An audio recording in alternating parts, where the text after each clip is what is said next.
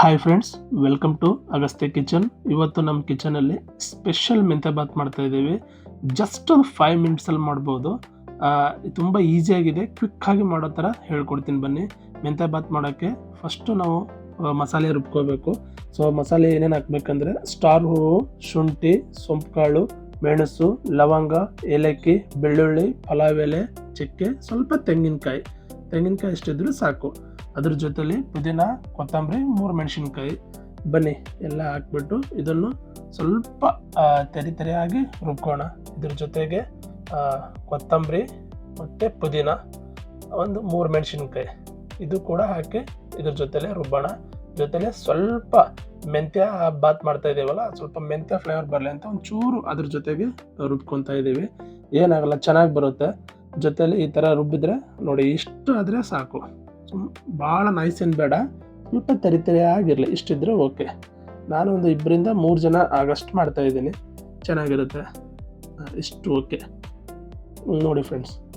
ಇವಾಗ ಒಗ್ಗರಣೆಗೆ ಟೊಮೊಟ, ಈರುಳ್ಳಿ, ಕೊತ್ತಂಬರಿ ಮತ್ತು ಕರಿಬೇವು. ಬನ್ನಿ ಈ ಥರ ಓಕೆ,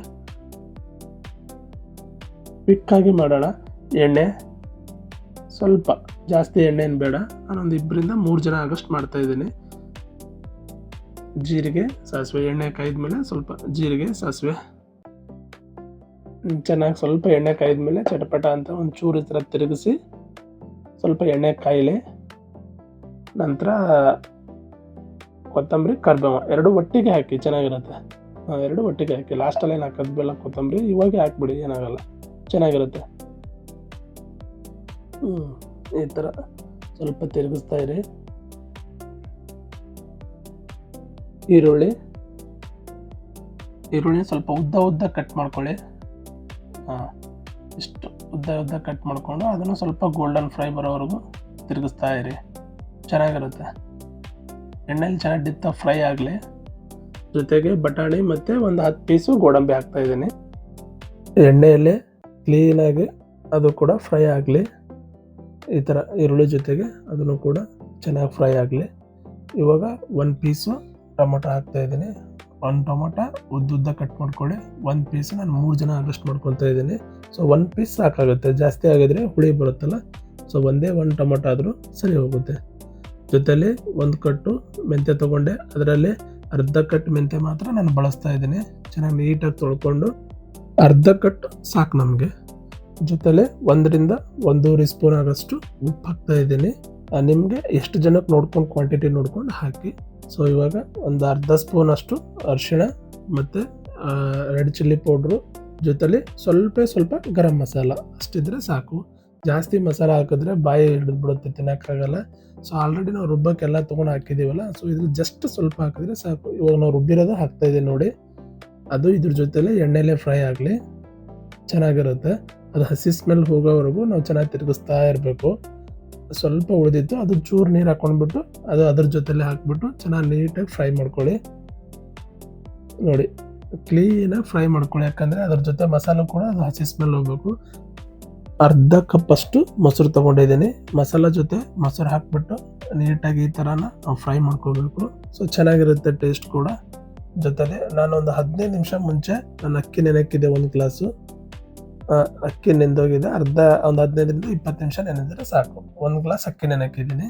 ಅದು ಈ ಮಸಾಲ ಜೊತೆಲೆ ಹಾಕ್ಬಿಟ್ಟು ಅದು ಕೂಡ ಈ ಥರ ಫ್ರೈ ಮಾಡಿದ್ರೆ ಮಸಾಲ ಅಕ್ಕಿಗೆ ಅಂಟ್ಕೊಳ್ಳುತ್ತಲ್ಲ, ಸೊ ಅದು ತುಂಬ ಚೆನ್ನಾಗಿರುತ್ತೆ ಟೇಸ್ಟು.